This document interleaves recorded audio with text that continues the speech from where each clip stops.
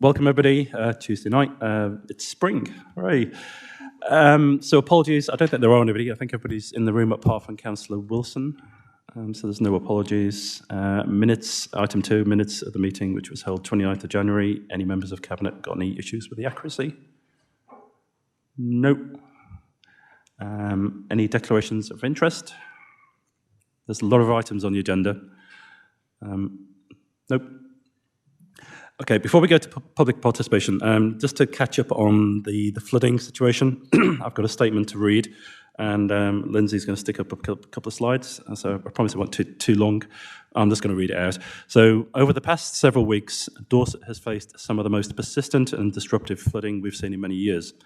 Groundwater levels have reached historic highs, and repeated rainfall has placed real strain on our communities, our roads, and our infrastructure. Our residents have dealt with flooded routes, damage to homes and businesses, and some very difficult daily conditions. From the very start of these events, our council teams have been working around the clock. Crews have been out day and night, clearing drains and watercourses where it's safe to do so, putting out road signs and barriers, and coordinating closely with partners, including the Environment Agency, on our town and parish councils to reduce risk whenever possible. I want to express my sincere thanks to every member of staff involved. So now I want to move on to talk about how the Council will respond to the future flooding risk in the future over short, medium and longer term. In the short term, our priority is to repair the damage these storms have inflicted on our highway network. Flooding and high groundwater have led to a surge in potholes and surface failures across Dorset. We have already taken decisive steps to address this. At full council a few weeks ago, members approved measures that make up an additional £5.25 million available for urgent repair work and flood-related impacts. This includes £5 million capital flood resilience fund to target known hotspots and repair storm-damaged sections, as well as £250,000 for a dedicated gully cleaning crew to keep water moving during heavy rainfall. And the slide on the screen just shows how much rain we've had in terms of average rainfall, a lot. So work has already started to repair roads and will continue over the coming months. We are tackling the worst hit locations first, and we will get to our rural road network back into a decent state soon. Many thanks to residents for reporting issues in their area, and please continue to do this. Do you want to put the second slide up, Lindsay? Looking medium to long term, it's clear Dorset needs to adapt to a future where episodes like this are no longer rare occurrences. Extreme weather that used to be considered once in a century is happening more frequently. That is why we began developing Dorset's climate adaptation strategy last year, working with a citizens panel to involve our residents from the start. This work provides a structured, evidence-based plan for how we should strengthen our infrastructure, protect our communities, and build long-term resilience across the county. This strategy will come forward to members for approval later this year, and members will also have the opportunity to be involved in actually producing that policy. We also announced at full council on the 10th of February that we will launch a formal Section 19 flood investigation to examine the recent flooding events, reviewing the roles and responsibilities of all agencies involved. Officers have done further work and are proposing that we have a county-wide strategic investigation, as well as a number of specific site investigations, all with the aim of identifying meaningful long-term solutions rather than just reactive interventions. A paper will come to Cabinet in May with detailed proposals for this programme of investigations. This work is technical and will take time, but it will inform our long-term approach to future flood mitigation. Understanding where flood water comes from, how we can prevent it in future, can be surprisingly complicated. It's not just about cleaning drains. The water has to be able to go somewhere. And when rivers are overflowing and the ground is completely saturated, finding somewhere for the water to go can be a difficult engineering challenge. Nevertheless, we are committed together that we will repair the damage, strengthen our defences, and ensure Dorset is better prepared for the future. So thank you for listening. And we'll go on to item 4, which is questions from the public. There are 2 questions from members of the public. I believe one is online. Is that correct? If I bring the right agenda item up. I'm certainly so this online. is from Councillor Stephen Dickens, who's from Weymouth Town Council, Preston Ward. Are you there, Stephen? I am here. Go ahead. Hang on, let me just try and get... Oh, okay. Camera won't turn on. So, could Dorset Council please clarify, as a matter of urgency, who holds formal responsibility for the maintenance of the planters along Preston Beach Road? Given that Dorset Council owns the seawall, but claims there is an agreement with Weymouth Town Council regarding upkeep, for which no evidence or paperwork can be provided by either party. Furthermore, what immediate steps will be taken to address the deteriorating condition of these planters, which is impacting the appearance of one of the main access roads to Weymouth, a town reliant on tourism, to ensure the situation is rectified without further delay? Thank you for your question. Councillor Andrews is going to answer. Councillor John Andrews, Sherborne East Ward and Cabinet Member for Place Services. Thank you for your question, Councillor Dickens. Sorry. The answer to your question is, going forward, Dorset Council will hold formal responsibility for the maintenance of the planters along the Preston Beach Road, and will maintain them in a suitable condition. A new lease has been prepared, which will clarify the responsibility for the upkeep of the seawall. Thank you, Councillor Andrews. So the second question is from Danny White, who's from the Wayport CCOS, which is a Facebook group. Is Mr. White online? He's not. If I read the question out, Councillor Andrews, you answer it? So I'll read the question out on Mr. White's report. So the question is, I have read the recent Cabinet papers that Dorset Council are looking into outsourcing some services to BCP. The main one in question is the South West Flood and Coastal Partnership.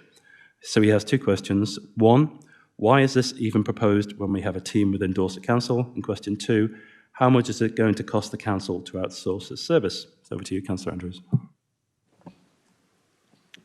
Thank you very much for your question, Mr. White. The benefits of the proposed approach are described throughout the report. In particular, Dorset Council will see the collective benefit of having access to a greater pool of knowledge, experience and bidding power. Increasing the size of the Southwest Coastal Forum has its advantages over the existing arrangement. As work demands, we can be spread across the partnership, reducing peaks and troughs through the workload. Dorset Council investment into the shared service will be reflected in the current net cost of running a current service as described in the paper. Thank you, Councillor Andrews. So on to agenda item 5, questions from members. There are no questions from councillors. Item 6 is the forward plan. It's in the agenda pack. Any Cabinet members have any comments on that? Upcoming agendas are likely to be slightly shorter than this one, I think it's fair to say. So we go on to the papers tonight, item 7. Can I just thank officers for being in the room and remind them that when you speak for the first time, can you announce who you are and what your role is? And also to councillors as well. So the first item is the Biodiversity Duty Report. So I will be presenting this. It is a duty, as it says in the paper. I won't go through the very large and comprehensive report. Some of the highlights, I think, are worth bringing out. Obviously, nature and climate is one of our 4 council priorities. Our local nature recovery strategy has been published, and we're moving very swiftly into the delivery phase. So the first meeting of the delivery group is actually a week tomorrow in BCP Council, which is our partner, along with many of our collaborators, I think is probably the best word.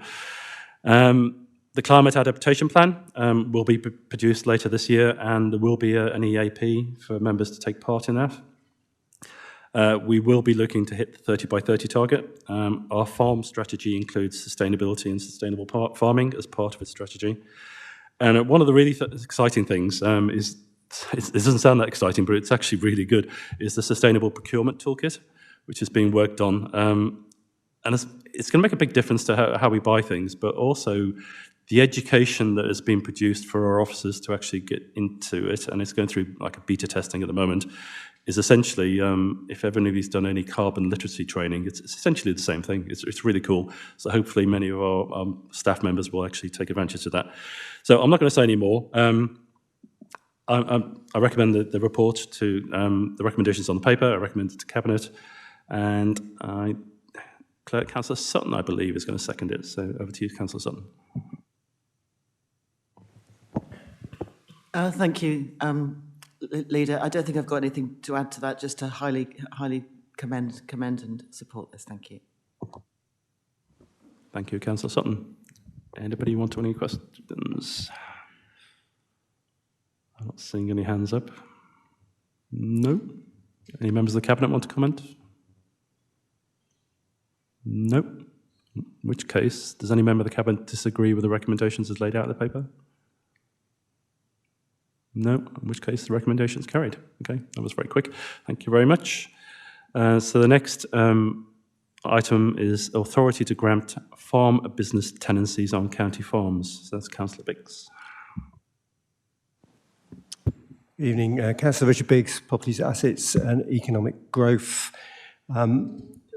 This sounds a bit of a boring thing, a technical issue, but it's actually something it is quite exciting, I think, because the Farmers Executive Advisory Panel are really keen that we don't have empty farms, and we're in a process of recruiting new tenants at the moment. Cross Farm, Rowden, Twyford and Higher Woof. We're doing interviews Wednesday and Thursday, and I have to say we've been inundated with people looking to get into farming, either moving on or new young farmers. So it's really exciting. So to say that, you know, there's desperate times in farming, I'd say there's a lot of people with some really good ideas and really keen to make a go of our county farms, and people are prepared to travel quite a way to come to ours because so many other counties that have stopped doing county farms or not reletting any time soon. So I think it's really exciting, but the technical aspect of that is obviously with some of those farms being over 20 years, for the progression farms, the aggregate of that amount can be over $500,000, which means what we don't want to do is have to keep coming back to the Cabinet every time we've got a sort of batch of farms to do. So this will allow us to get on, because obviously the farming community needs to start at set dates in the calendar, and if it's held up because we've got to wait for a Cabinet meeting, that could mean that they miss a whole cycle in the farming calendar, if you like. So I hope you support this. Look for a second, I think it's Councillor Crisford. I'll come back at the end if that's all right, Chair. Any questions, Councillor Fry? Yeah, rather than questions, Councillor Les Fry, Dorchester West, Vice Chair of the Farms Panel, completely support this recommendation. I've been really impressed with the quality of the applicants for the farms, as Councillor Biggs mentions. We have lots of applicants for those farms. It's a shame we don't have more farms. It's hard work giving one farm out to one couple and then turning down 4 more. Really sensible decision, long overdue. Thank you. Thank you, Councillor Fry. Any other questions or comments? No. Cabinet members, Councillor Clifford, over to you then. Just finally, to wrap up, support everything that we've just heard, and also thank the team. I think we're in a good place. It's a very positive strategy going forward, and it's great to actually see progression farmers coming forward. So congratulations, and let's get it done. Thank you, Councillor Clifford. The recommendations in the paper. Anybody from Cabinet disagree with the recommendations laid out? No, in which case the recommendation is carried. Thank you very much. So the next agenda item is item 9. So this is entering into the South West Flood and Coastal Shared Service. So Councillor Andrews is going to present this paper. Thank you, Chair. Councillor John Andrews, Cabinet Member for Police Services. I'm pleased to introduce the proposal for Dorset Council to enter the South West Flood and Coastal Shared Service. This is an important step in strengthening how we plan for, respond to and manage the growing challenges of flooding and coastal erosion across our region.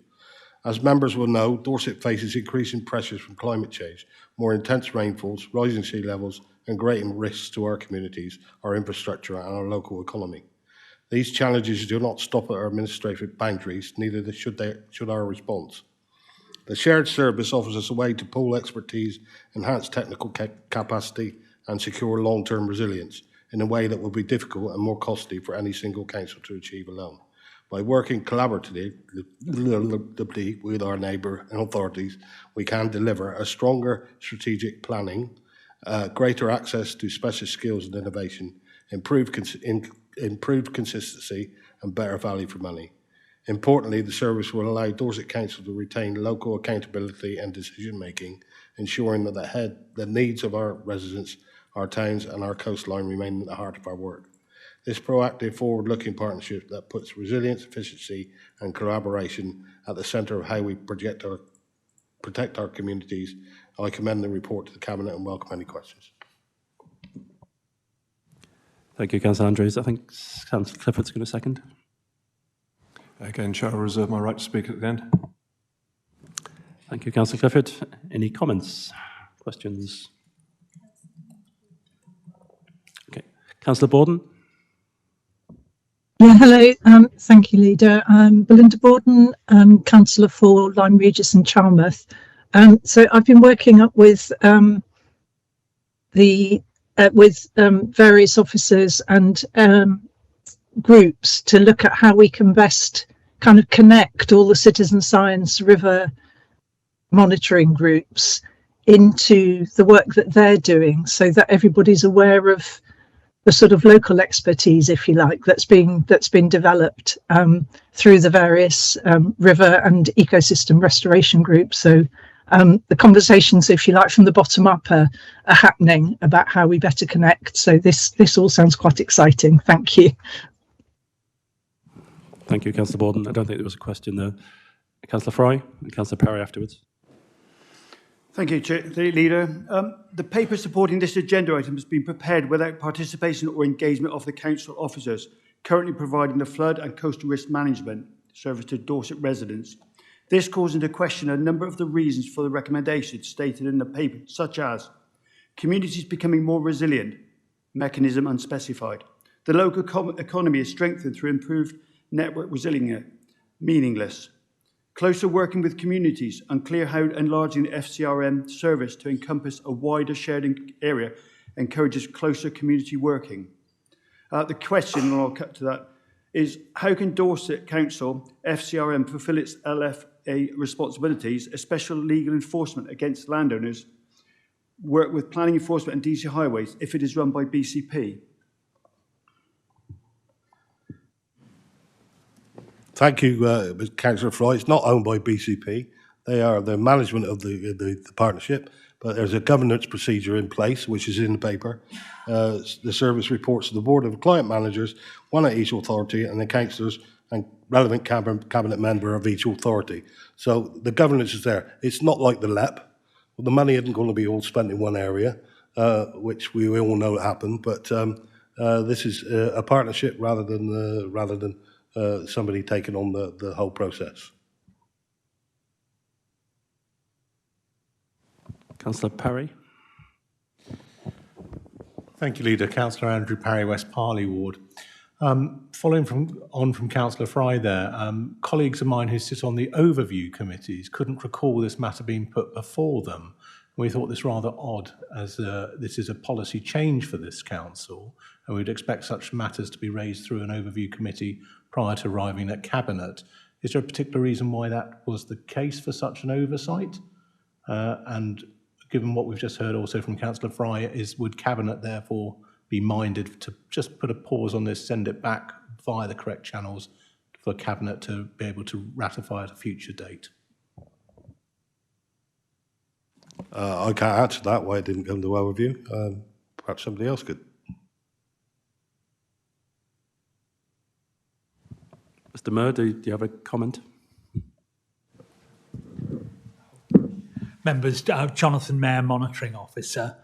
Just to be clear, there is no requirement that proposed new policies should be routed via an overview committee. I understand that this particular proposal was brought forward rather more quickly in the light of the recent flooding events that you spoke about, Leader, in your introduction to the meeting. Councillor Flower. Thank you very much, Leader. Just to draw members' attention to 4.4, and I hear what John Andrews has to say about this arrangement, but we are transferring staff to BCP through a 2P arrangement. And I just wonder, and I'm concerned, actually, I agree with what Councillor Fry said earlier, and I do think this is one of those occasions when going through a process through the overview committee strengthens the outcome. It gives members across the chamber the opportunity to participate in policy making in this council. That was one of the principal reasons of having, as you know, of having an overview committee structure. So a little bit disappointed that we are where we are. I accept there's a bit of pace needed because of the weather that we've suffered this winter. That doesn't alter the fact that we should make sure that we comply with our processes. Thank you, Chair. Thank you.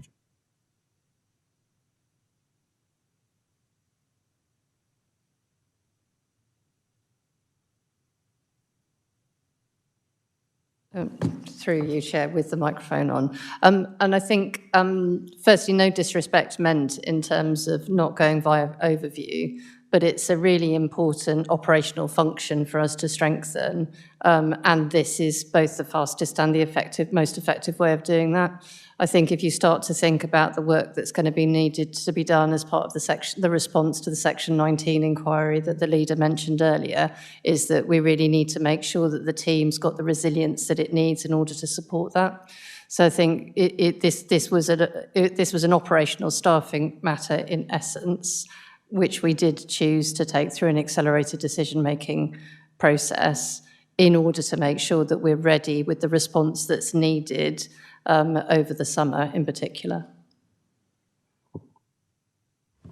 Councillor Hughes.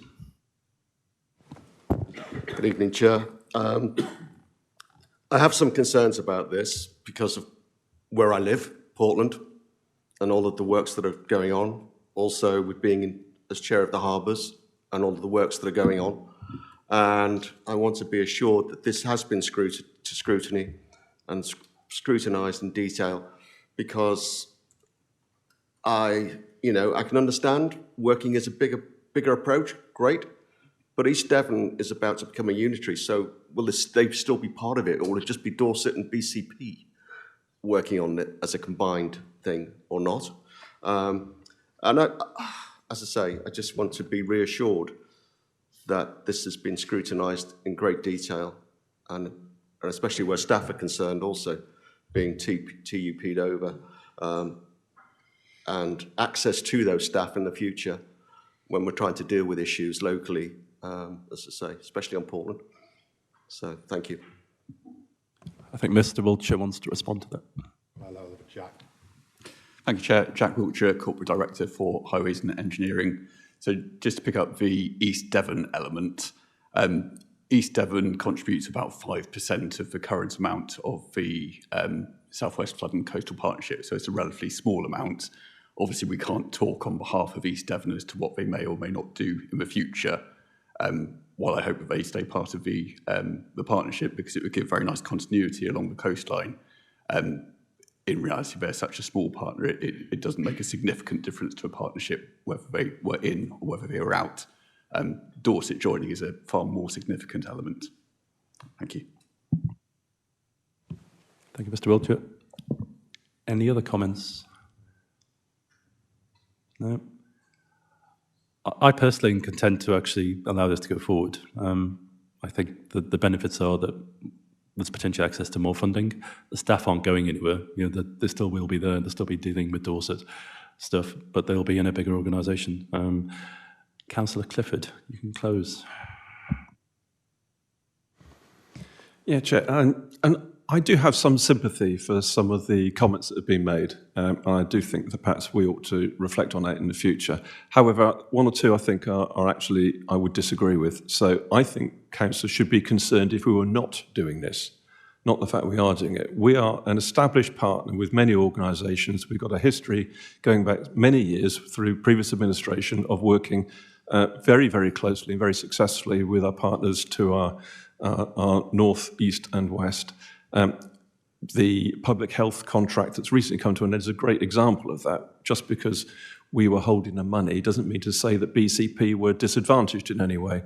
The local enterprise partner was the same. Just because we didn't have all the money doesn't mean to say we were disadvantaged. So I think in terms of partnerships, I think we are very experienced and very accomplished at running them. I would just refer councillors to the key words, and I do agree with some of the comments about loose language. I'm a stickler for language, and I think these could be tighter. But we have got phrases like, we'll bring more resilience, there'll be extra funding. we will be able to better protect some of these key words that leap off the page. So with those in mind, I'm very happy to second this. Thank you, Councillor Clifford. And of course, we've already mentioned one of the other partnerships, which is the local recovery strategy, where we lead and BCP are our partners. Okay, so to the recommendation, anybody disagree with the recommendation who's in Cabinet? Seeing anybody? No, in which case the recommendation is carried. Thank you. So on to item 10, which is the Swanage Beach Coastal Protection Scheme. So this isn't the stuff we're going to be doing on the road, it's the actual beach. And I see we have a member for Swanage in the room, two of them, in fact, so I'm sure you all want to speak about this. So Councillor Andrews is going to introduce it. Thank you very much, Chair. Councillor John Andrews, Shooterbourne Board and Police Services. Swanage seafront is vital to the town's protection, economy and community, but it faces growing risks from flooding and coastal erosion. This scheme will strengthen our defences by replenishing beach levels, installing a new rock groin and enforcing the seawall. The report recommends that we seek £4 million in external funding to deliver the project and safeguard homes, infrastructure and local businesses.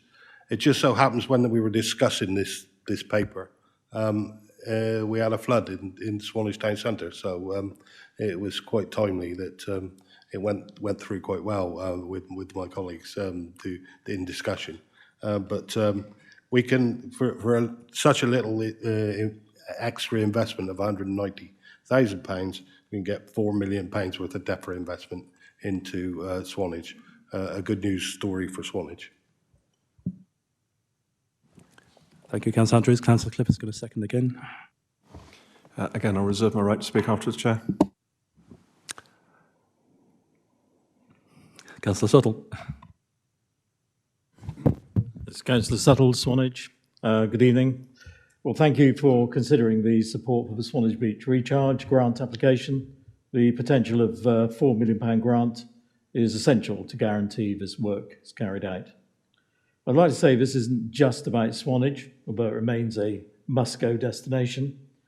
It is an integral part of the overall attraction of Dorset as a tourist destination. In maintaining Swanage Beach and sea defences, I believe we're in fact ensuring tourism for Dorset overall. And I hope that you will agree and you will support. Thank you very much. Thank you, Councillor Suttle. No other comments?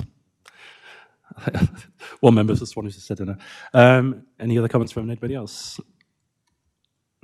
No. The recommendations are in the paper. Does anybody disagree with the recommendations that are laid out? Councillor Clifford wants to close, doesn't he? Nothing really to add. I mean, this obviously makes sense in purely financial terms, but can I just thank all the councillors from the Purbeck area who've lobbied so hard and so successfully.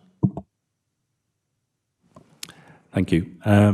So anybody disagree with the recommendations as laid out? No, in which case the recommendation is carried. So item 11, is similar thing. It's the Bridport West Bay harbour walls. So work was started on replacing and repairing these under the previous administration, and we need to do more. So Councillor Andrews is going to introduce it again. Councillor John Andrews, Sherborne East Ward and Cabinet Member for Police Services. Bridport West Bay Harbour is a critical coastal asset supporting marine operations, tourism and the wider local economy. However, harbour walls A and B have experienced significant deterioration, creating structural and safety concerns that now require intervention. Stabilisation of these walls is essential to preserve the original integrity of the harbour, prevent further degradation and ensure continued safe access for harbour users and associated businesses. In addition to the harbour walls themselves, associated property works, including improvements to the Harbour Master's office, will be required. The full proposals for these works will be brought back to Cabinet once the walls have been stabilised. This report therefore seeks Cabinet approval to proceed with the Bridport West Bay Harbour Wall stabilisation, enabling Dorset Council to address essential infrastructure needs, safeguard a strategically important coastal asset and maintain the harbour's contribution to the local economy and community. Thank you, Councillor Andrews. I will second. I need to point out that there is an appendix here, which is a very short appendix, and it's an exempt item. So if we need to move into discussing that, we need to suspend the meeting and stop the live stream. And I don't think there's many members of the public here, but throw any members of the public out. So if we can, I'd prefer it if we didn't go into exempt at this point. But if you must, we will. So I will second. I'll reserve the right to speak later. Anybody want to comment? Councillor Hughes. Thank you, Chair. Councillor Hughes, Portland, Vice Chair of the Harbours Advisory Committee. I would like to also support this evening wholeheartedly, and thank you, John, for bringing this. Thank you. Any other questions or comments? No. I don't have anything really to add other than that obviously we're spending a lot of money in lots of places other than just Weymouth, to be honest. It's really important that we do so, and we continue to do so, and we will. So anybody disagree with the recommendations as laid out? There's two of them. The second one is probably worth pointing out. We own several buildings there.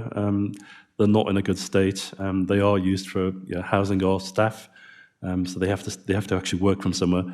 So the second recommendation is that we go away and look at and come back with a set of options to work out what we're going to do.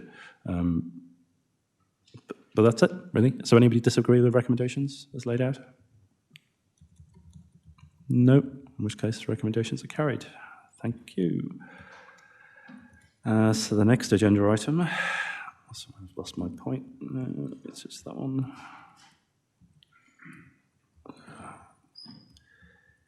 Is item 12, is it not? Yeah. Housing allocations policy. It's a very long. And sorry, just remind officers, if you've finished, you can go. Sorry, as several officers sneak out, you can.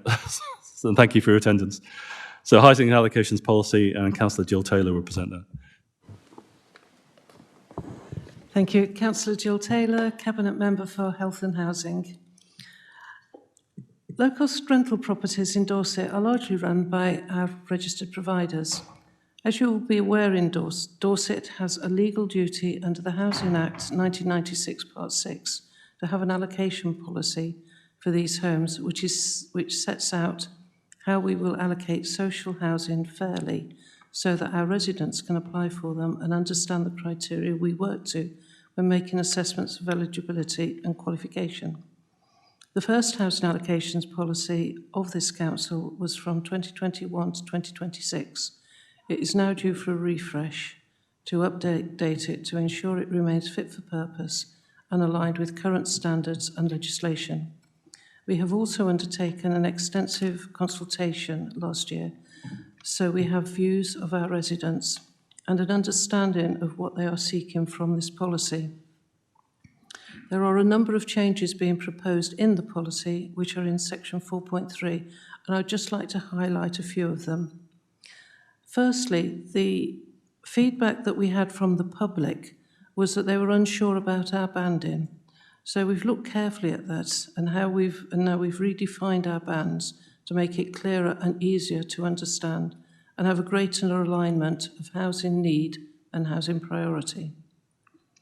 Probably the most significant change will be in the fifth bullet point of para 4.3, which is the assessment of overcrowding. The policy proposes uses the bedroom standard rather than the local housing allowance standard when assessing overcrowding. This aligns the policy with the statutory allocation of accommodation guidance for local authorities and is a widely recognised and consistent measure of housing need. I'd also like to add that we are prioritising homes for our service personnel. This is so important in a county that has such a military presence and in recognition of what they have done for our country. We are also prioritising care leavers. As corporate parents, this is absolutely the right thing for us to be taking on. The policy went to People and Health Overview Committee early in February, who made a number of recommendations as set out in the second recommendation to this report. Firstly, I would like to thank the Overview Committee for their extensive and detailed work on this policy. Their input is very much appreciated. If I can go through the recommendations in part 2 of the recommendation and explain the advice that has been given for each. For each of these, we took them away and have obtained legal advice. So basically, we know what we can do and basically what we can't do and the implications of all of them. So first, 2A was to replace any English authority with any UK local authority. That's in 4.14, move into Dorset for work or an apprenticeship. The legal advice on this is that it would disadvantage our Dorset residents as there are no reciprocal arrangements. So anyone from the whole of the UK would be eligible to go onto our register and could be awarded a priority band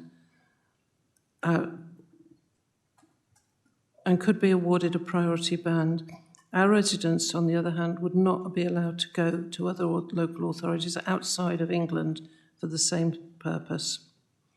I'm therefore recommending that we do not adopt 2.A.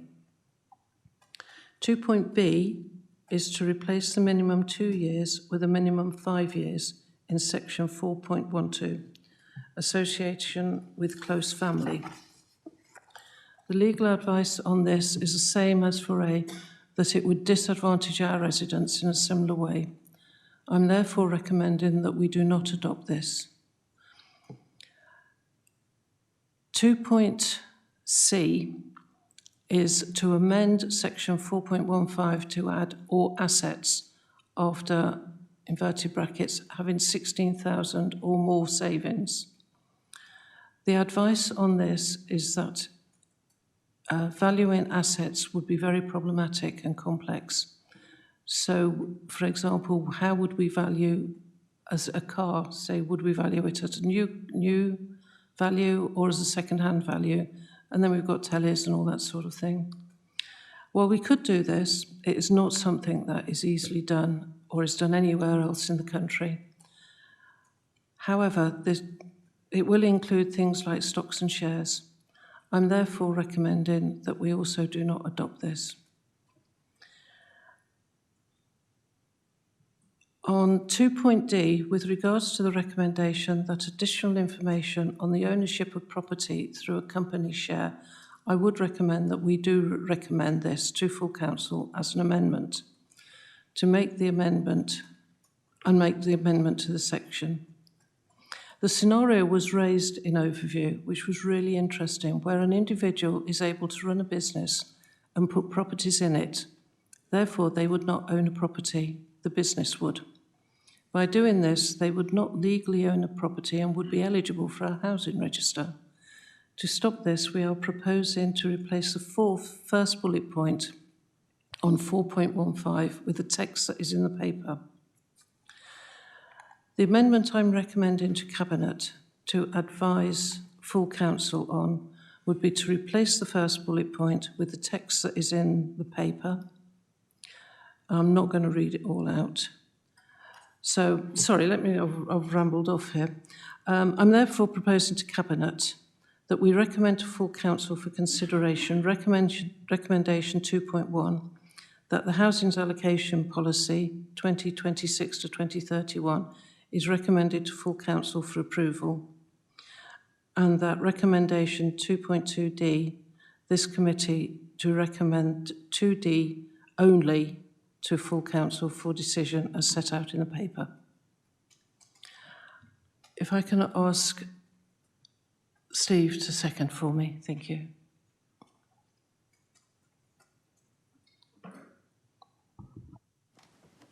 Indeed, yes, Steve Robinson, Council Member for Litchett and Upton, and Adult Social Care Portfolio. As a former Chief Executive of many housing associations, I would second this and reserve a right to reply. Thank you, Councillor Robinson. Any questions? So the recommendations are to take one of the overview's recommendations. Councillor Parry.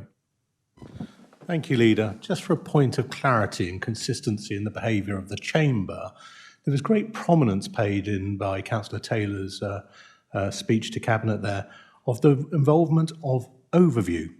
Was there a requirement for overview to be engaged in this piece of work? And if there wasn't, why did it go to them?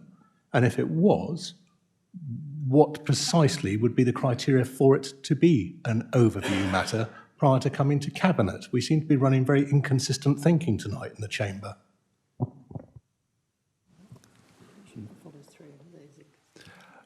Mr. Mayor, do you want to comment? Thank you, Jonathan Mayer, Monitoring Officer.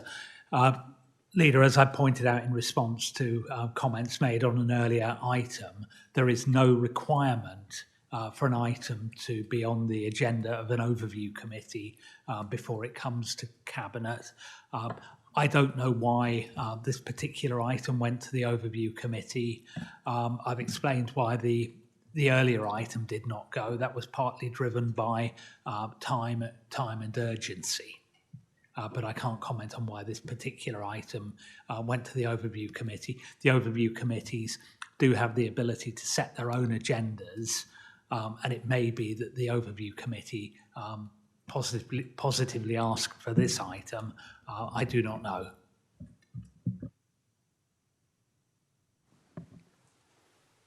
Just say something, Councillor Parry?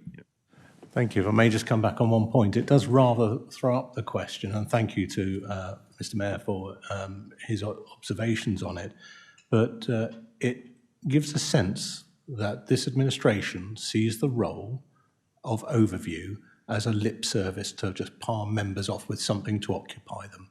That is a travesty for democracy if that is the case. The role of overview should be to create a very sound basis for the testing of policy before it is presented to Cabinet for approval and on to full council in many cases. And it is absolutely extraordinary that tonight in the Chamber we have seen one area of overview that really should have been on their agenda ridden roughshod, which is joint working arrangements with another authority, where the risk of that going wrong is extremely high compared to other policy, which is an internal policy, which has been given a thorough going over by overview, and I applaud the work of the overview committee on this. But I would really caution Cabinet, or suggest in the strongest possible terms to Cabinet, that before anything arrives here, ask the question, has this been near overview? Has this been near scrutiny? And is it robust enough as a policy for us to adopt? And I do hope that will be taken on board, Leader. Thank you, Councillor Parry. Any other comments or questions? Nope. Councillor Robinson, do you wish to say anything? I'll just add that in some ways we're a victim of our own success. Within housing, we've run a very, very effective awareness campaign on homelessness prevention, and that has really increased the number of applications that we've had. And it's, as I say, a previous CEO to housing associations, the relationship between housing providers and councils is imperative, is critical, is crucial. And this is an example of very good practice within the sector. Okay, thank you, Councillor Robinson. I think this time we'll take a vote. So the recommendation is set out. So it's item 1 and then item 2 with brackets D, taken forward from overview. So all those in favour? I think that's unanimous. Thank you. Item 13, which is Dorset Council Tenancy Strategy 26 to 2031, as Councillor Jill Taylor again. Thank you, Councillor Jill Taylor, Cabinet Member for Health and Housing. I'm pleased to present the Dorset Council's Tenancy Strategy 2026 to 2031. As mentioned previously, our low-cost rental homes in Dorset are largely owned and managed by our registered providers. Having a tenancy strategy is a requirement on Dorset Council as a local housing authority and is set out in the 2011 Localism Act. The strategy informs registered providers of our expectations for the types of tenancies they grant and encourages them to offer the most secure tenancies as possible. RPs must have their own policies in place, but they should consider this document in drafting their own policies. Consultation has been carried out with RPs and they have endorsed our approach. This document has also been reviewed by People and Health Overview Committee. Again, I'm grateful for the detailed work they have carried out on this document.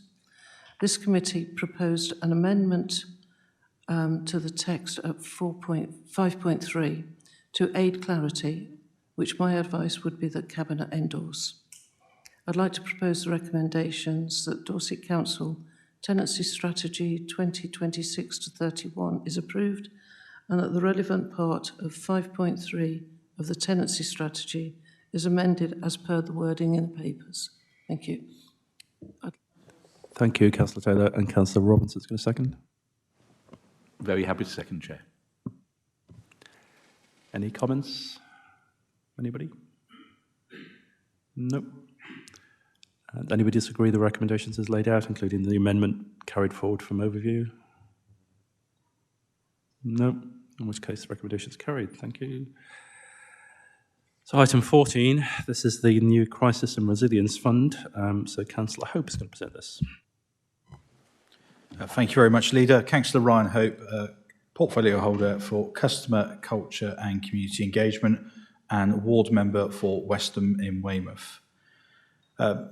Just to give a slight overview of this paper and a bit of background information for context, this paper sets out the arrangements required to ensure that Dorset Council is safe and legal and fully compliant for day one of the new Crisis and Resilience Fund, which replaces the Household Support Fund from the 1st of April. It's important to be clear from the outset that these changes are not locally designed. They are the result of a national policy shift by government, including a move away from the Household Support Fund, the introduction of a multi-year Crisis Resilience Fund, and the change to free school meals entitlement process and holiday food provision. Our responsibility today is to ensure we implement these changes safely and effectively for Dorset's residents.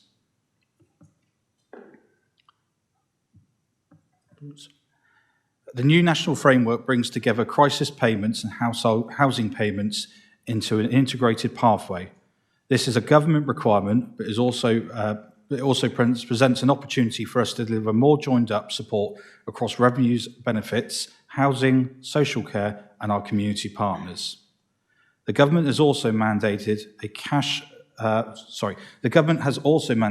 cash-first approach with appropriate safeguards, moving the national system away from a one-off emergency food parcels towards resilience-focused support. Dorset is well placed for this transition due to the strong partnerships we already have here in place. The paper also sets out our proposed approach to managing the government-led changes to free school meal holiday vouchers. We are asking to extend the voucher provision only until the end of the current academic year to allow families to manage the transition in line with the government direction and at the same time investing in auto-enrolment because the government's new requirements will mean all families must reapply from the beginning of September. Firstly, I want to stress that recommendation 2 is critical regardless of the views of the wider changes. We must approve the new housing payment allocation for the 1st of April. Without it, Dorset will be unable to issue discretionary housing support, putting households at immediate risk of arrears and possible homelessness. Today's decisions is therefore about ensuring continuity and compliance with the national policy, protecting residents and positioning Dorset to move forward in a more innovative and preventative work in its next phases. Leader, if I may also, just to say, picking up on the theme this evening, this paper has yet to be through overview. There is reasons for that, and that is due to the timescale of the paper, and that is laid out within the papers and, let me find the right bookmark, 1.6, 1.7 and 1.8. However, to ensure members, the full development of the work programme, as detailed in 7.2, will go through an overview committee. I recommend the paper as written. Thank you, Councillor Hope. I believe Councillor Sutton's got a second. Yeah, thank you, Chair. Councillor Claire Sutton, Cabinet Member, Children's Services, Education and Skills. I'm delighted to second. There's obviously an awful lot with reference to my portfolio in here, so I'll speak at the end if that's okay. I think we have Councillor Borden online.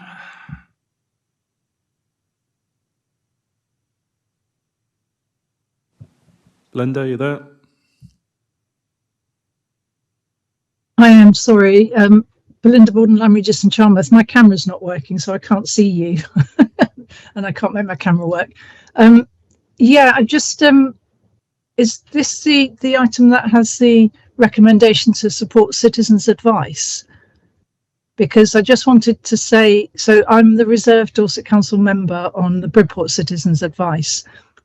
And also just speaking as a ward member, I really, really rely on them for my casework. So if I'm dealing with problems that isn't a direct Dorset Council one, I rely very much on social prescribers and citizens' advice. So I'm just hoping that this resilience fund, community resilience funding, will be able to support them to be on a sort of sustainable financial basis. So sorry, it's probably not a question, but I'm hoping to say that this is a really vital service for all of our residents, not just in my patch, but in West Dorset. Thank you.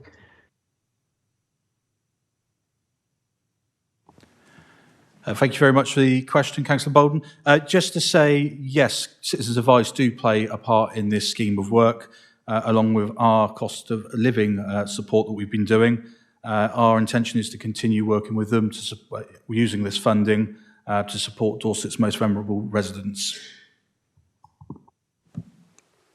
Councillor Borden, do you have another question, or is that it? No, thank you. That's fine. That's a good reassurance. Thank you. Thank you. Anybody else in the room?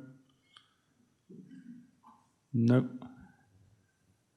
Okay, as Councillor Hope said, it will go to overview once we know more from the government. Councillor Sutton? Councillor Clifford, do you want to say something? Yeah, thank you, Chair. So can I just refer to paragraph 1.5, which outlines the reduction in funding that we have, £403,000, an 8.9% reduction in funding compared to where we were before. And the following sentence then gives a positive. This gives us a 3-year settlement, greater stability, and allows for improved forward planning. Can we stop being positive about people who are taking money away from us and people who are taking money away from the most vulnerable people in society? I had to stand up 2 weeks ago in the budget and say, we've got £6 million less over 3 years, but it's okay, we've got a 3-year settlement. I didn't like saying it then, and I really don't like saying it again. Can we draw a line under that? People who take money off us, we should not be emphasising their positives. Fair comment. Councillor Sutton. Yeah, thank you, Chair. I don't 100% agree with my colleague, actually. Obviously, losing money is always a bad thing. That is without a shadow of a doubt. But there are positives in this. One of them is more stability over a 3-year period, enabling us to plan better and work better with partners. I mean, obviously, the fact that the 2-child benefit cap has been removed, you know, is a mitigation. What I think I would mainly criticise in this is the way it's been handled. You know, we were given the first advice on January the 1st, with rollout on April the 1st, and we're still waiting for a lot of the detail. So it's been messy, but I do have to say, in all honesty, that I think the Household Support Fund was actually quite a blunt tool, and the underlying aims behind this are good. I'm not going to say I'm delighted that there's 8.9% less. Clearly, I'm not going to say that, but I did want to highlight some of the positives. The auto enrolment is really good. Lots of that's auto enrolment for free school meals. That is really good. I mean, that's in our gift to adopt. And one of the indirect consequences of that will be increased receipts in terms of pupil premium. So that's good. That's not from the paper. That's an initiative from our officers. So that's really recommended. So whilst I'm not delighted, I think there is really good stuff in there that we can make the most of, and I'll probably leave it there. Thank you, Councillor Sutton, and it's something we have to do anyway. So the recommendations are laid out, 2.1, 2.2, 2.3. Anybody disagree with the recommendations that's laid out? No, I keep looking at Councillor Wilson, but he can't vote. Yeah, okay, in which case the recommendations are carried. Thank you. So the next one is working with communities. So the paper's got my name on it, but Councillor Hope is also involved, so we're going to do a bit of a double act. It's been through overview twice, I hasten to that. The first time it had a bit of a sticky run, and it came back to them, and the recommendations from overview have been carried forward into the paper. It's probably worth pointing out that our council plan has a clear objective for Dorset Council to work more closely with communities under the communities for all priority. And partly this was a response from evidence heard through engagement and consultation with residents and partners that we don't always join up effectively in how we support our residents. Our partners say we can be difficult to work with, particularly since we became a unitary authority and often as an organisation because we work in silos. And it's also clear from the budget that being able to meet the level of need and demand coming through social care services means that we're having to change how we work as a council, be more connected and understand how to make the most of working upstream to reduce the cost and impact on demand. These are changes affecting our local partners too, including a move towards neighbourhood health in the NHS. And this aims to support more people to be treated close at home and avoid hospital unless absolutely necessary. So as these changes happen, there's an opportunity for Dorset Council to also consider how we support, how we can change to be more joined up alongside the integration that's happening between primary care and community teams. So if we're going to make the step change in prevention and more joined up services, an essential part of that work will be informed through listening to our communities and partners, which is what this paper is all about. This is about working better together. So I'm proposing it, but I'm going to hand over to Councillor Hope, who's going to second, and he's going to say some more. Yes, thank you very much, Leader. Councillor Ryan Hope, portfolio holder for customer culture, community engagement, and ward member for Westham and Weymouth. And I'm very pleased to second this paper this evening. I'm really excited about the direction it's taken us in. If I just have a slight opportunity to take us back to where we've come to so far. So in the first year of the community's work was largely about building those relationships, gathering the evidence base and understanding the opportunities arising through the council transformation programme. This year, we're going to be focused on delivery, and this includes developing a joined-up model of locally working, a single council approach to prevention, including measurement of benefits and value and strengthening relationships with towns and parishes, the voluntary and community sector and our health partners to improve the outcomes for all of our residents. The paper before us this evening asks Cabinet to adopt this new approach to support closer working with our communities, community conversations. This is not a programme, this is a way of us working for us and our partners into the future. We're also going to be asked to approve the adoption of statement of reasonable expectations to our close working with towns and parish councils, following as the leader has already alluded to, a really valuable debate at the Place and Resources Overview Committee. The statement has been adjusted following the comments made at the first committee, and now the new version, which was approved with a slight alteration, is before you here this evening. I feel this is really, really important, working as a double-hatter councillor, speaking to different towns and parishes. And I know that some towns and parishes have already started voting on this statement of reasonable expectation at their full council meeting. So fully endorse the work, the direction and the paper this evening. Thank you, Councillor Hope. And before I hand over to the room for questions and statements, it's probably worth pointing out that this is going to go through DAPTC's AGM, which I believe is now at the end of May. Some towns and parishes have already passed the statement of reasonable expectations or agreed to abide by it. And going forward, so what we're going to do is kick off a workshop for all members soon. I don't think there's a date in the diary yet. I'm looking at people up there, but I don't think we have yet. And following, so that's basically going to set out and clarify further the proposed approach to our work ahead. And then after that, we'll be setting up an EAP for members. They'll be appointed, the membership will be appointed by the group leaders. We're still working through the actual membership criteria at the moment, but there will be an opportunity for members of each party to be represented in how we develop this policy. So that's probably enough for me. Councillor Fry's got his hand up, so over to you. Thank you, Leader. Councillor Lesford, Dorchester West. Completely support this paper and look forward to seeing the progress on it. But actions speak louder than words. How will we monitor progress and mark our performance? That's a good question, and we will be monitoring performance. We'll be setting up some KPIs, I suspect. We've got our new dashboards, so the policy team will probably be looking at that. So that's the team under Liz Crocker, I think. Do you want to say something? Yeah, I think it's a really good question. I think there's something about this which is it has to feel better as well as being measurably better. So I think the ongoing dialogue with the towns and parishes is going to be really critical to that. I think the feedback that we get via ward members and those of you who are Twin Hatters is also going to be really critical.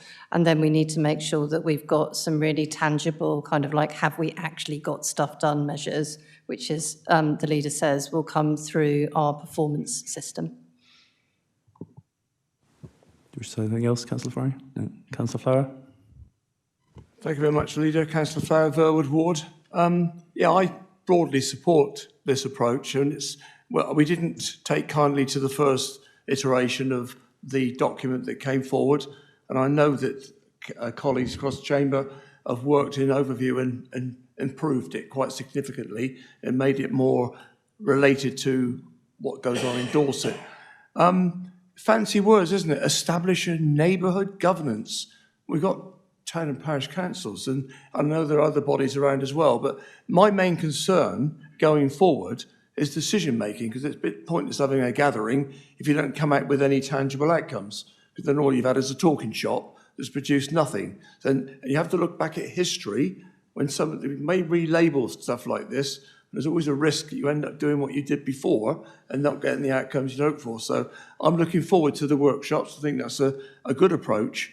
Where members get an opportunity, not only here, but also at town and parish level, to get an understanding of how they can make this work. But for me, at the moment, the jury's out. I want to see that we go beyond it just being a talking shop. Thank you. Thank you very much, Chairman. Thank you, Councillor Flower. I think I'm right in saying there's a national requirement for, is it the devolution bill, for a neighbourhood model. I don't think it says too much. It doesn't prescribe exactly what that looks like, but we do have a requirement to actually look into that. So this is part of that work as well. So, Councillor Parry, did I see your hand up? And then Councillor Borden online. Thank you, Leader.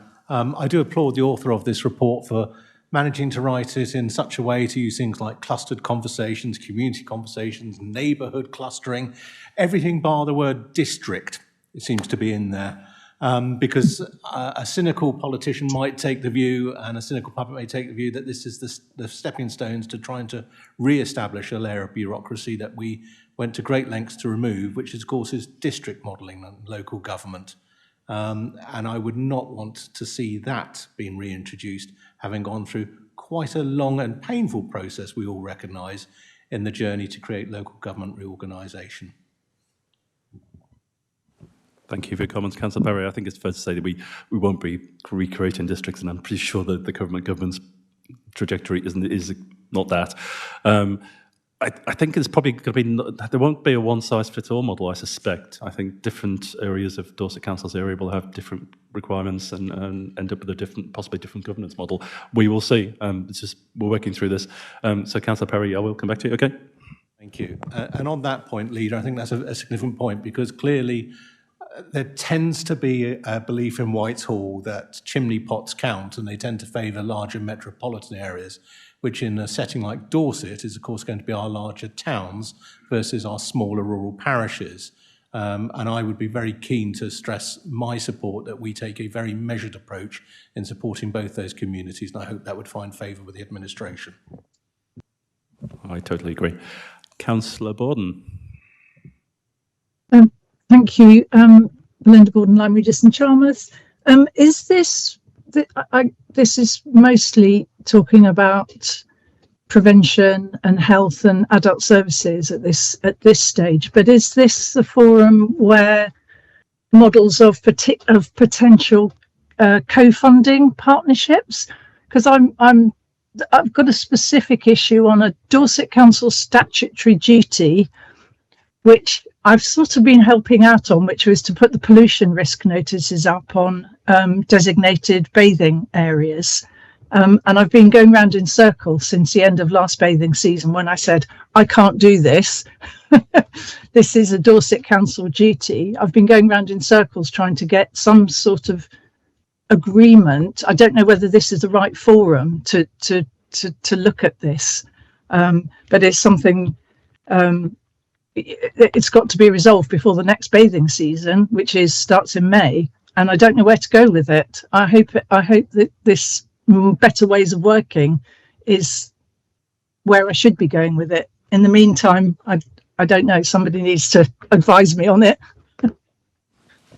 Thank you, Councillor Borden. I did see your email on that subject, and this isn't the forum for that, I guess.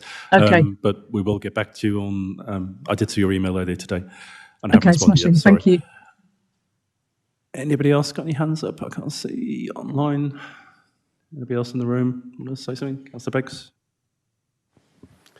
Yes, plenty of chimney pots in Poundbury, by the way, Councillor Perry, on a modern estate, although they're fake. I think it's an example of where overview did work very well, and I think we don't pay lip service to it, and if it fails, it shouldn't come to cabinet until it's been dealt with, and I think this is exactly what happened in that situation. I guess regarding performance measurement, I think it's a really good point. What I wouldn't want to see is a whole list of KPIs and sort of box ticking exercise, because I think people will measure it by the outcomes that are achieved, and the neighbourhood ones that work well and talk and work together will achieve good outcomes, I think. But where there's a sort of hostility and a sort of who's doing what sort of relationship, it won't work. So I think that how we construct those outcomes and measure them is going to be the challenge. But I think, yes, it does need to be done, but not too many KPIs, please. Thank you, Councillor Biggs. Any more? Okay, there's only one recommendation, so does anybody disagree with that? Nope. In which case, the recommendation is carried. Thank you. So the next agenda item is item 16, which is towards a new model of day opportunities. So Councillor Robinson's going to present this, and Councillor Taylor's going to leave the room for the duration. Over to you, Councillor Robinson. Thank you, Chair. Steve Robertson, Cabinet Member for Adult Social Care. This paper presents, I'm going to stand up because for reasons that will become apparent in a little while, and also I'm more comfortable when I'm standing up. I like it. This paper presents the detailed building proposals that underpin Dorset Council's new model of day opportunities. It forms a core component of our ambition to modernise, strengthen and future-proof our support for our residents across the county. It's been a long process, even by Dorset Council standards. And I'd like to recognise the hard work and commitment of Mark Tyson, formerly of this parish, Sam Poole and Karen Stevens, who put so much effort in. Flexibility after consultation has been the theme. It's been the objective. Listening to what communities want and then finding ways to respond. And that's why this fits in very neatly after the last few items on the agenda.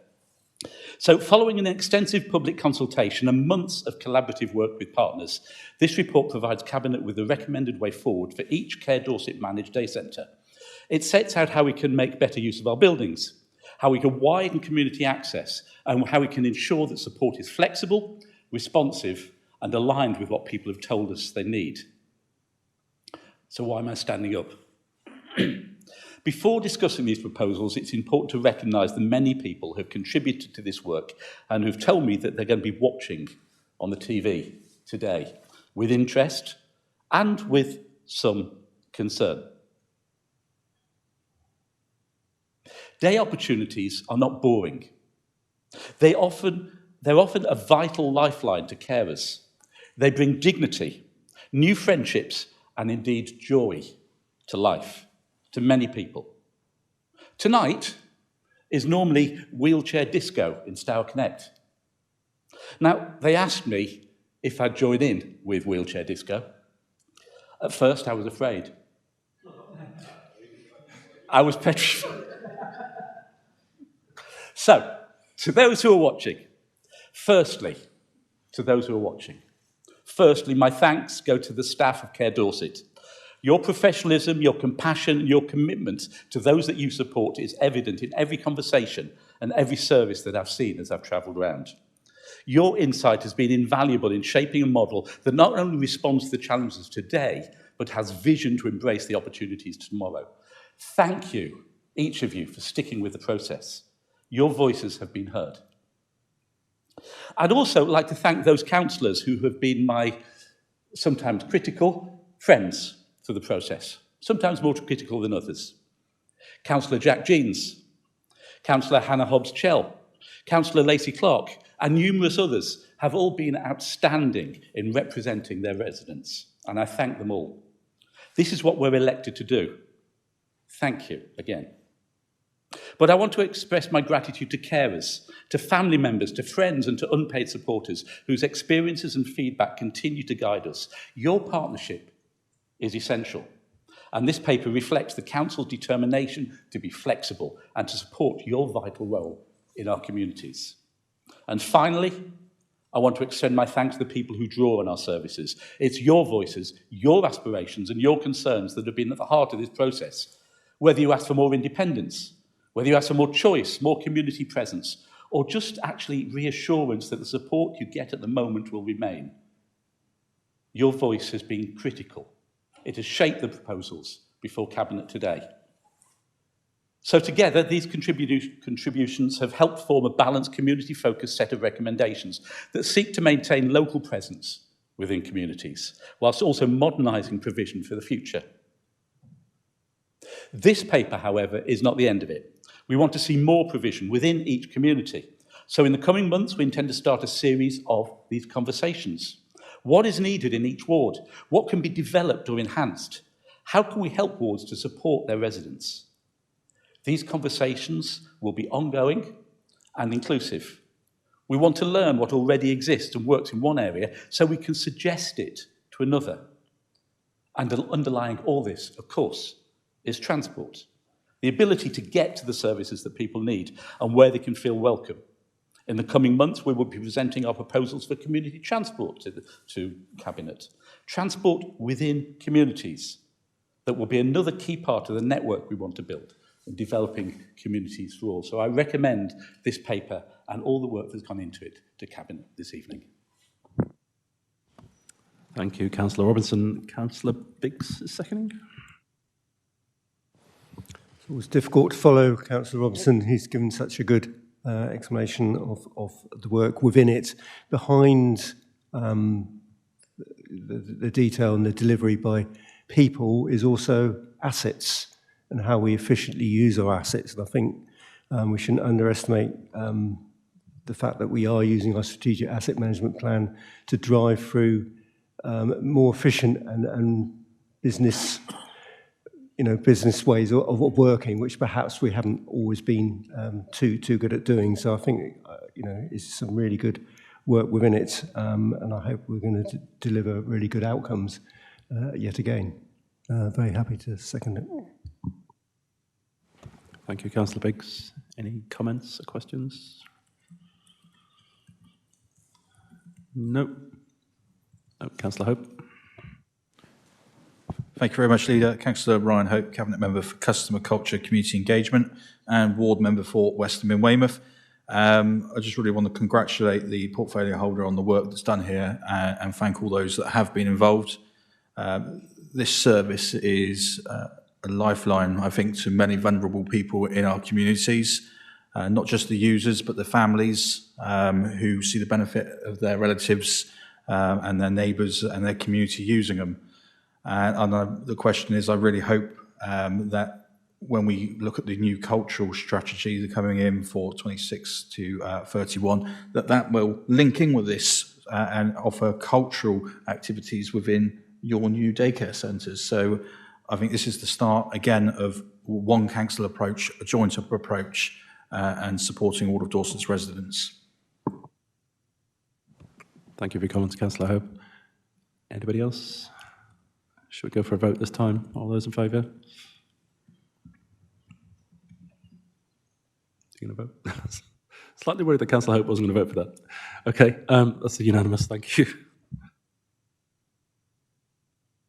Sorry, microphone on. Rapidly going towards the end. So item 17, procurement arrangements for specified services for children's services. Over to Councillor Sutton. Yeah, thank you, Chair. Councillor Claire Sutton, Cabinet Member, Children's Services, Education and Skills. So, as you know, this paper brings together and updates procurement arrangements to ensure Dorset's children and young people have the right homes, support and education at the right time. I'd just like to make 3 points. On pace, we need to be able to act quickly when a suitable placement becomes available or when a child's circumstances change, as delays can mean children experiencing unnecessary placement moves, long journeys from home or gaps in support, as well as cost escalation in what is already a high-pressure national market. On SEND placement costs, we continue to invest in enhancing mainstream provision and increasing capacity in our mainstream special schools, and of course there's good news regarding Osprey Quay, all of which improves our offer to local children and families and reduces reliance on external placements. On reassurance, following a swap audit late last year, if we agree to this today, it will mark the point at which all children's services commissioning and contract arrangements are up to date and compliant, reflecting recent regulatory changes, market conditions, and growth in demand. So I'd like to thank all officers for getting us to this point. Thank you. Thank you, Councillor Sutton, and Councillor Clifford's going to second.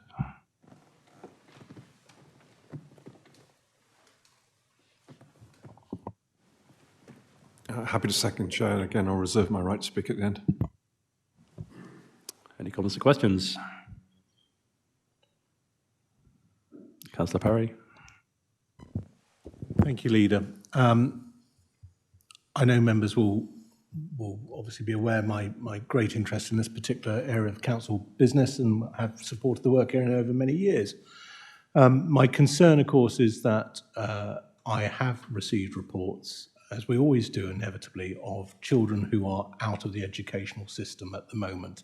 And it'd be helpful to understand what sort of numbers we are currently looking at in Dorset for the number of children who are not receiving, say, 25 hours of education a week. And by the renewal of this contract, how many of those children and young people will have their educational needs addressed? Thank you. The first part of the question doesn't particularly relate to this paper, but obviously I understand where it's coming from. I think it would be very difficult to directly correlate procurement arrangements with provision of places, but I'll hand to Paul Dempsey to flesh the answer out a bit more. Thanks. Thank you. Paul Dempsey, Executive Director for Children's Services. I don't have a number of children currently out of education. We'll be able to get that to you, Councillor Parry. We are working hard, investing in capital projects to create more specialist provision and have done so over the last 3 to 4 years. We've also been investing in inclusion hubs for children with additional needs in mainstream provision, and we'll continue to do so. Councillor Sutton referenced the government funding announced in recent months for Osprey Quay, another 75 places when that is opened on Portland, and we will continue to develop provision for our children in line with the new Schools White Paper, which was published last week.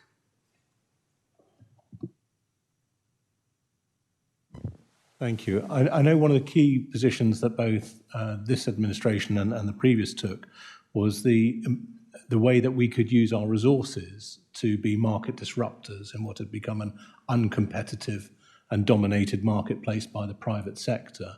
To what extent do you think that these proposals before us today can go in terms of assisting in that work? Yeah, thank you, Councillor Parry. I don't think the procurement arrangements specifically address that. I think we're addressing that in other parts of children's services work fundamentally, but I don't know if officers feel they could add to that.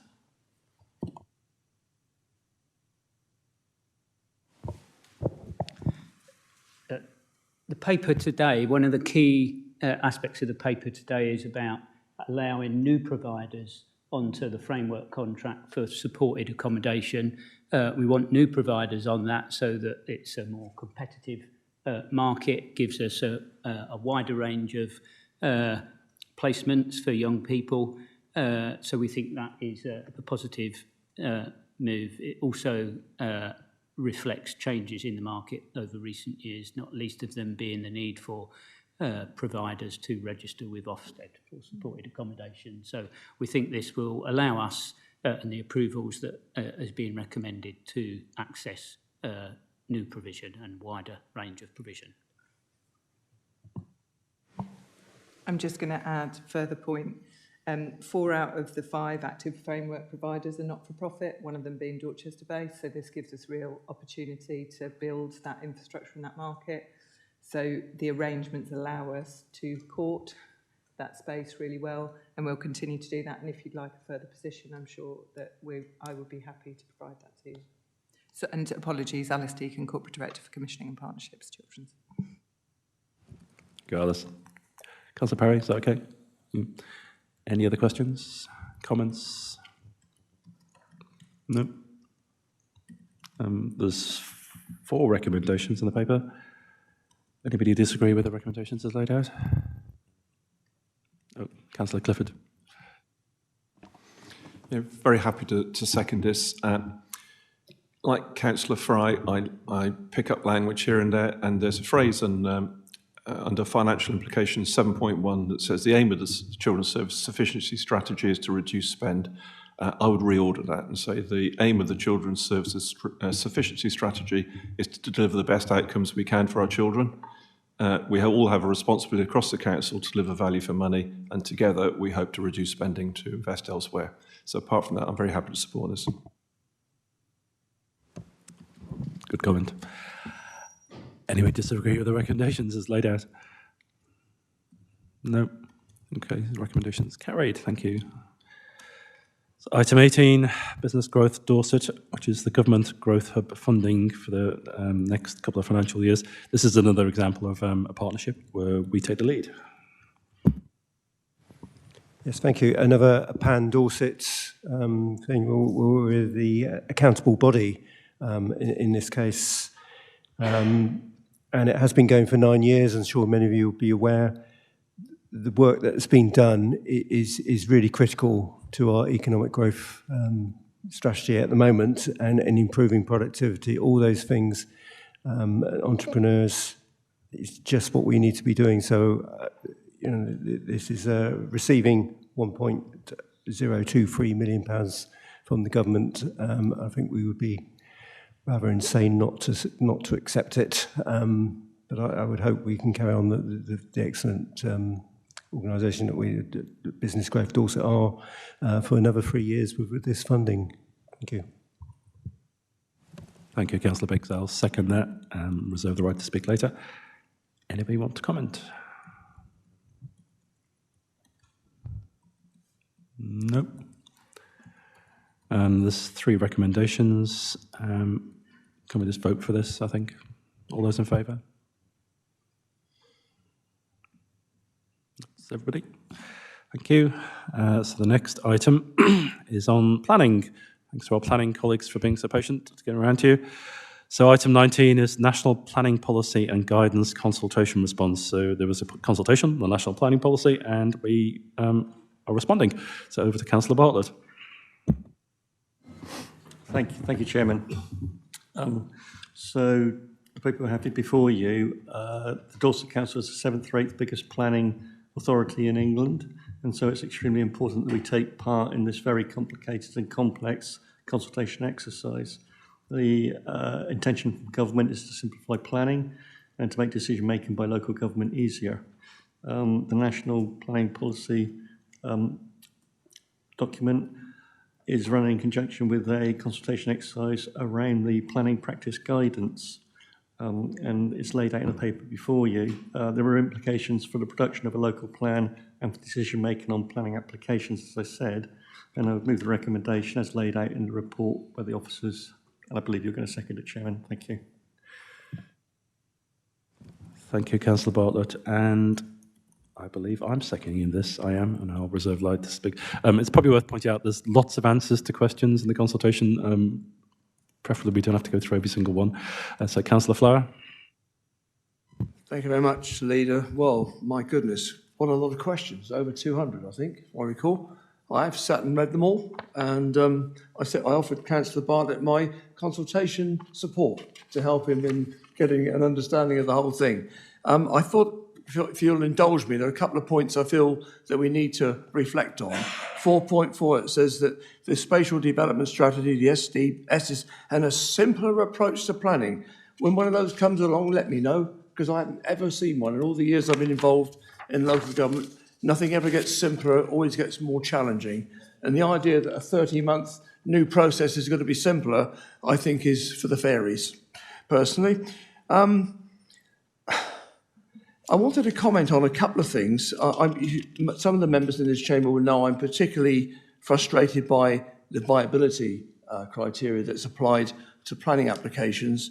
And there is mention in here about gaming the system, where you get permission to develop X number of houses with a percentage of affordable, and lo and behold, it's no longer viable, and along comes a spreadsheet, justify that, and we end up with none. And I think that is fundamentally wrong. It doesn't fit with the policies of this council. Our Dorset plan is very clear about delivering social housing to rent and shared equity for the people of Dorset. That criteria destroys that. We can have it in any plan you like, but national legislation as it stands destroys that opportunity. And I hope we take the opportunity in here. I know that actually sits in a PPG somewhere in support of the MPPF, but nevertheless, we need to take every opportunity, Leader, to emphasise the importance of that being a stumbling block for us to deliver what is one of our key corporate objectives, which is social housing for the people of Dorset. And I'll stand up and say that to anybody at any time, because I feel some of my colleagues in the room know I'm very serious about that. I think it's a really significant issue. So any opportunity to strengthen that position in here as a consequence of the questions that were being asked around changes to the MPPF, I think we should take. And we've got professionals in the room that are far more able to articulate that into a form of words, but I think we do need to make sure we do that. And I think the other thing is that the other one I'm a little bit concerned about, Leader, is section 37 on page 496. There's reference to something that is not policy, this council, that is flexibility around village envelopes and things, particularly in North Dorset, where there isn't a green belt.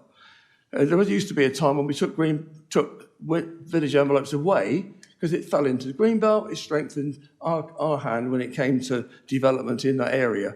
And there are members, and it might include me as well, that has some concerns about removing village envelopes. And there's a reference in here to us planning to do it, and can we not say to government, can you not change policy to take away that flexibility?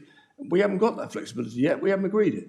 So I'm a little bit concerned that a third person reading this might be slightly misled by the way it's written at the moment, Leader. And I hope colleagues looking at me from the right will pick that up and maybe just change a few words in that to take away any opportunity for someone to read it and not read it in the context that it was intended. Thank you very much. Thank you, Councillor Flower. There's a few questions, queries there. Thank you, Chairman. If I could just... Actually, if I use that one. It's better if I got my back to you. Councillor Flower, you raises some serious considerations there, particularly around viability, and as he knows that I share his concern of viability, and that goes back to our East Dorset Council district days.